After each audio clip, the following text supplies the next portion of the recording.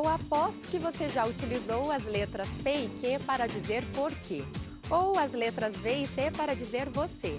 E tudo isso para reduzir o número de caracteres, tanto na internet quanto nas mensagens de celular.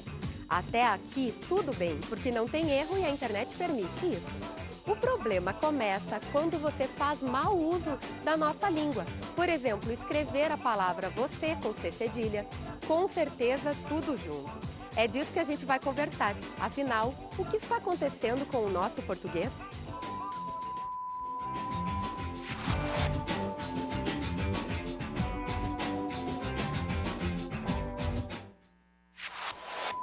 O que está acontecendo com o nosso português, com a nossa língua mãe?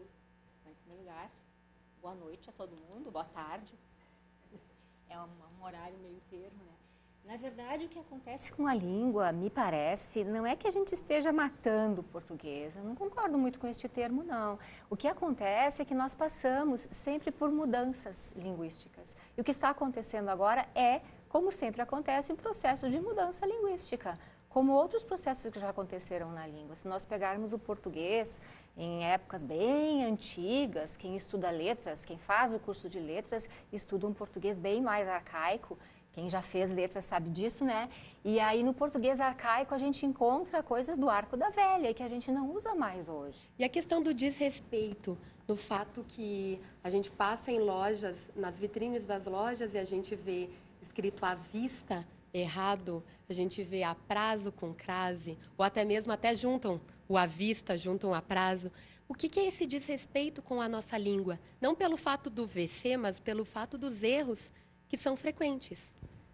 Eu tenho a impressão, e é uma discussão que eu costumo fazer com os meus alunos em sala de aula, muitos deles estão aqui, inclusive, eu penso, das línguas que eu conheço, que ninguém maltrata mais a língua materna do que nós brasileiros, infelizmente.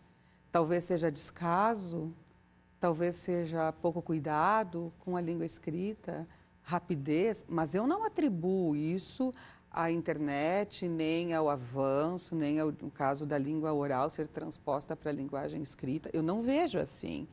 Eu penso que seja muito mais descuido do que qualquer outra coisa. Algumas pessoas sabem que o você, por exemplo, é escrito sem C cedilha. Nunca teve, não tem, né? Mas às vezes, algumas pessoas que escrevem, elas sabem que, porque elas já foram corrigidas, provavelmente, se colocou na internet, alguém já corrigiu elas. Mas o erro persiste. E por que persiste, prof? Eu acho que a gente tem que pensar no erro como representação de um sintoma, né? de algo que acontece não só com o jovem, mas com uma sociedade. E para isso a gente precisa considerar que a aquisição da linguagem é correlata, assim, acontece simultaneamente com a aquisição de um sistema de normas, com um sistema de regras.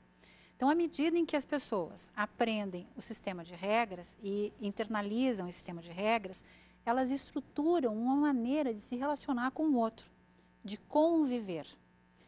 No contexto contemporâneo, nós vivemos um caos, né? O que um autor que eu estudo chama de caosmose, o Félix Guattari.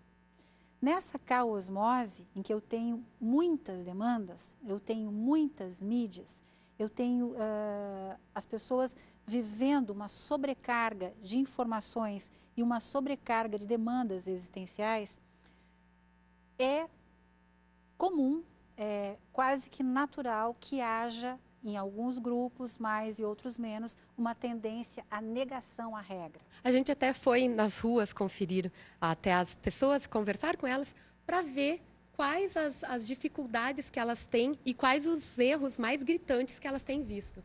Você confere aí. Que erro da língua portuguesa grita aos teus ouvidos quando uma pessoa fala? Energia. A criança está com uma alergia e a pessoa fala energia. E às vezes as pessoas não têm concordância verbal, né? Na hora que tu vai formular uma frase, né? Cabeleireiro. A gente junto. Vassoura. Varrer. Ah, coisa de gringo, né? As palavras R puxadas. Acho que é normal, cara, errar, ter esses problemas na língua portuguesa. Agora, ali com a função das redações do Enem, eu acho que trouxe com 2 S, é meio complicado. E ainda mais em rede social, né? Em rede social tu vê um monte de erro. Hoje em dia, com esse Facebook, essas coisas, que o pessoal abrevia tudo, tu já nem se assusta mais, né? Tu já vê tudo abreviado ali, é casa, é um K, um S, um A, você é um V, um C, então tu tenta distinguir, tenta adivinhar o que está escrito ali. Problema. Problema é uma das palavras que geralmente as pessoas fazem, problema, e é difícil você ouvir isso. O pessoal da comunicação sempre tem uma cobrança maior, né? Na questão dos erros de português, que não pode errar, né? Eu quero saber de ti, quais os erros que você viu, assim, que você ou tanto escutou ou tanto leu e que tu viu que eram horríveis, assim? Eu acredito que, analisando o Facebook principalmente, até nós estávamos discutindo, de poder ler a palavra ruim com N. Isso eu achei uma coisa grave e até ruim de se ler. O pessoal costuma escrever pesquisa com Z, com certeza tudo junto e com N é horrível. Viagem com J. Esses são alguns que eu vejo várias vezes, que eu já vi várias vezes. Então, é incrível, né? Às vezes a gente... eu me vejo nessa situação, como eu trabalho muito com as mídias sociais. Bora lá! Ai, será que eu consigo? E aí não bate muita coragem. Mas assim, eu acho que tem que respeitar um pouco dessa linguagem, tá? Entender, a gente está num momento de crise total, né? Só que tem que ter cuidado também. Porque o que a gente percebe? Que a gente tem mais formas de se comunicar. Nós temos oráculo, Google, e as pessoas não estão conseguindo se comunicar. É muito simples, um e-mail que a gente recebe. Tem coisas que a gente não consegue compreender, o início, o meio e o fim.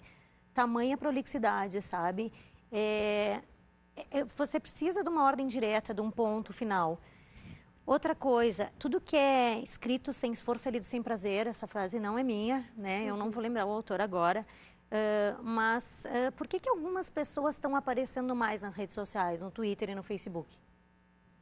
Alguém sabe responder? Porque elas escrevem bem. Quem escreve mal não tem status, tá, gente? O que a gente vê, assim, a internet é muito rápida, é muita velocidade, mas não custa dar uma olhadinha antes e ver se você quis ser, se você vai ser compreendido. Como é que é ensiná-los? Porque tem dificuldades, a gente sabe, né? Mas como é que você ensina eles a não errar tanto ou cuidar mais para não errar? Olha, Carol, eu acho que o processo é como a Isabel disse, muita leitura. Acho que a gente tem que incentivar o aluno primeiro a questão da leitura. Ele precisa ler, né? Ele precisa estar em contato com diversos autores e isso a gente sempre insiste. Mas não só a leitura pela leitura, mas aquela leitura em que ele pode aprofundar e não ficar só na superfície. Então a gente sempre passa para eles assim, leiam, mas não leiam por ler. Né? Façam a leitura e entrem um pouquinho mais dentro dessa leitura. Isabel, algumas pequenas dicas para que a gente fique curiosa para o próximo bloco, para falar mais sobre isso. Algumas dicas de português, para que a pessoa não erre no sentido...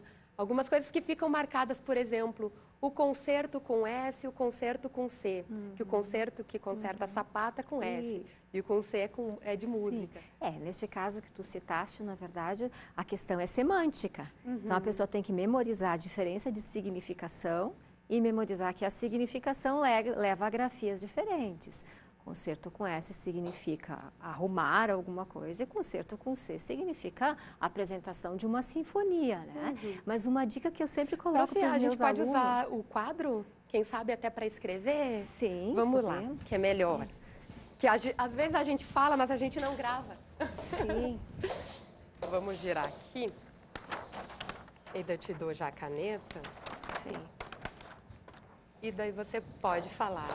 Sim, então a gente tem a palavra concerto, com S, e a palavra concerto com C, conforme eu já falei, né? Mas tem um outro erro que eu acho meio recorrente, que é, por exemplo, escrever palavras que deveriam ser gravadas com S, escrevê-las com Z, como analisar. Eu trabalhava esta semana com os meus alunos do início da graduação, com leitura e escrita, e eu coloquei a seguinte dica para eles. Tu falaste em dicas, né? que se eles tiverem dúvida em relação à grafia de uma palavra, eles que busquem palavras que sejam correlatas, como analisar leva a análise. Análise se escreve com S? Sim, eles me disseram. Então, por que analisar deveria ser escrito com Z? O mal, ele é usado no sentido de substantivo. O mal, vou pronunciar assim, bem forçado, ele mal, o mal assola esse país. Então, eu vou usar mal com L. Agora, esse mal aqui, ele vai acompanhar sempre uma outra palavra que a gente chama de substantivo. Então, eu digo o mau elemento. E a relação que se faz entre mal e mal se faz entre bem e bom. A mesma coisa.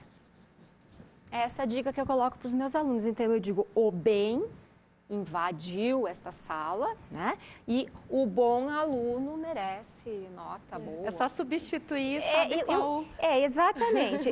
Inclusive, em estruturas em que aparece mal, eu sugiro aos alunos que tentem substituir. Se naquela estrutura frasal a substituição de mal for por bem, é mal com L.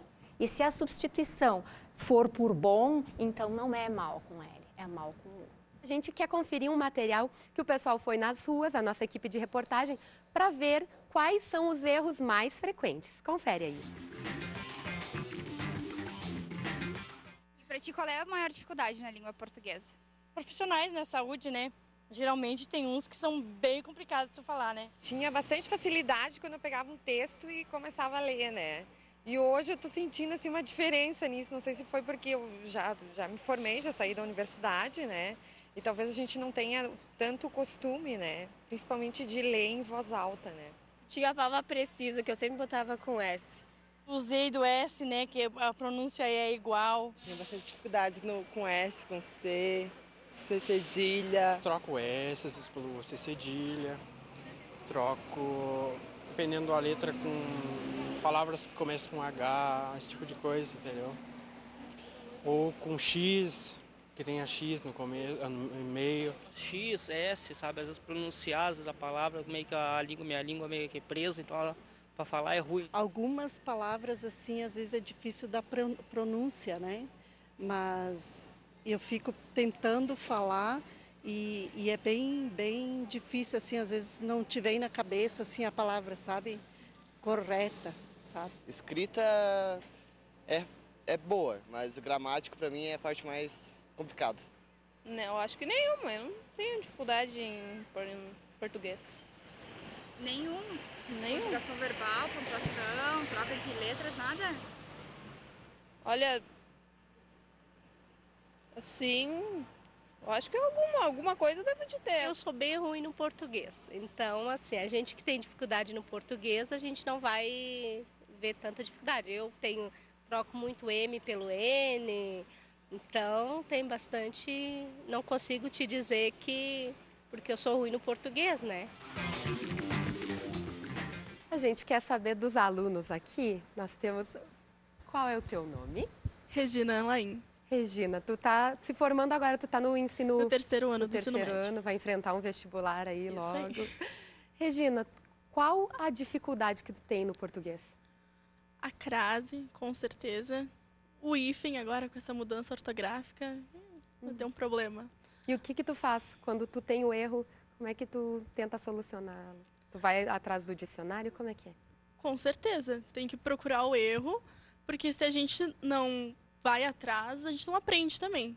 Então, ou tu vai atrás no dicionário, ou às vezes eu tento algum macetezinho. Eu tenho bastante dificuldade com colocação pronominal, assim, sabe?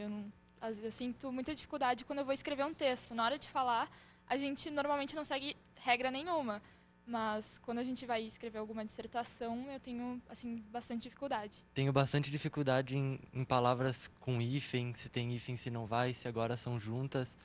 E aí, geralmente, quando eu percebo o meu erro, eu procuro no dicionário ou na internet. Nós, que somos professores dos cursos de comunicação, nós temos uma preocupação porque nós estamos formando profissionais que vão oferecer expressões de linguagem e que, portanto, vão auxiliar ou não a sociedade com relação aos erros, assim, à sua produção discursiva. a nossa equipe de reportagem foi verificar e entender um pouco a importância da leitura. Você confere aí.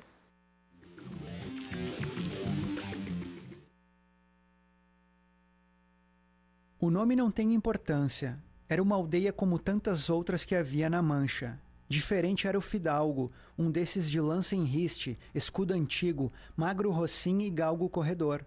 De tanto ler histórias de cavalaria, Dom Quixote resolveu se declarar um legítimo cavaleiro andante. Muitos disseram que por causa disso ele perdeu completamente o juízo. Talvez tenha mesmo perdido um pouco a razão, mas a verdade é que, através dos livros que leu, construiu uma nova identidade que lhe entregou vida e propósito.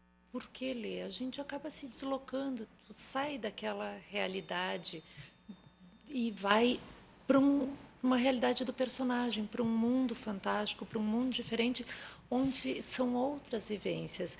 E desliga dos problemas do mundo, do dia a dia, e pode relaxar e vivenciar outras coisas, mudando o foco. Quanto mais a gente lê, mais nos facilita o vocabulário. A leitura, a gente busca, na qualidade do livro, uma escrita correta. Então, quanto mais se lê, mais vai internalizando essa questão da fala. Na fala diária, a gente usa muitos recursos, uma fala muito coloquial.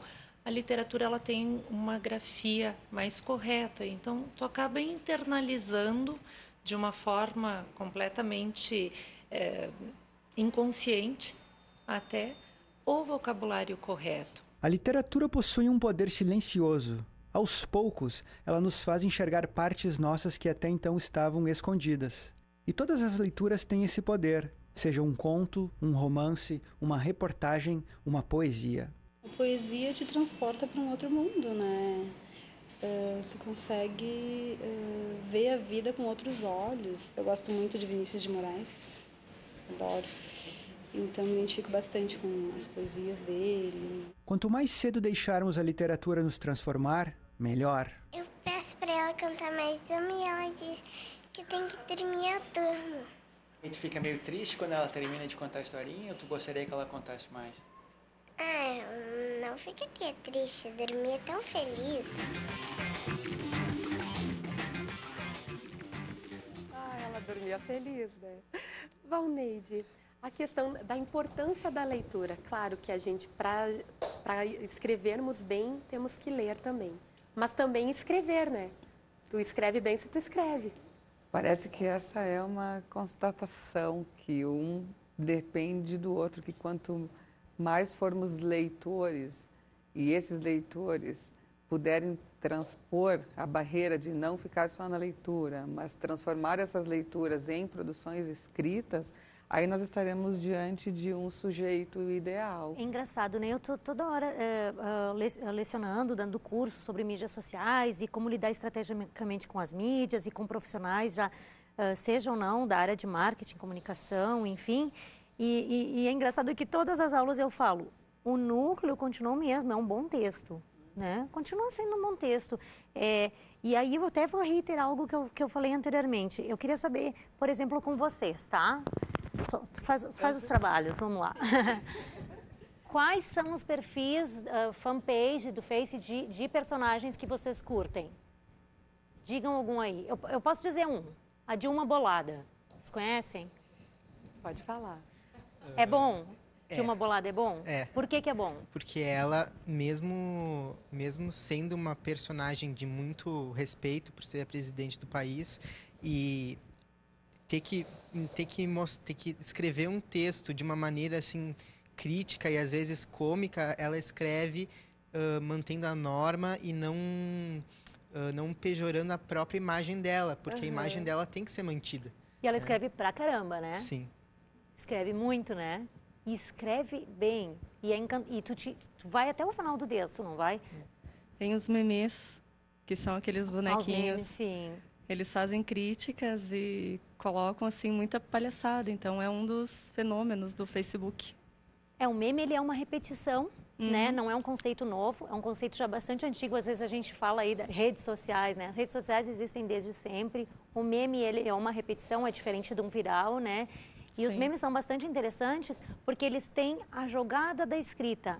Então é isso, gente. Então acontece muito isso das pessoas dizendo, tipo, mas como é que eu faço para chamar a atenção nos meus perfis? Escreve bem. A gente tem que desmistificar a ideia de que na língua falada, na modalidade falada, não existem regras. Existem regras, sim.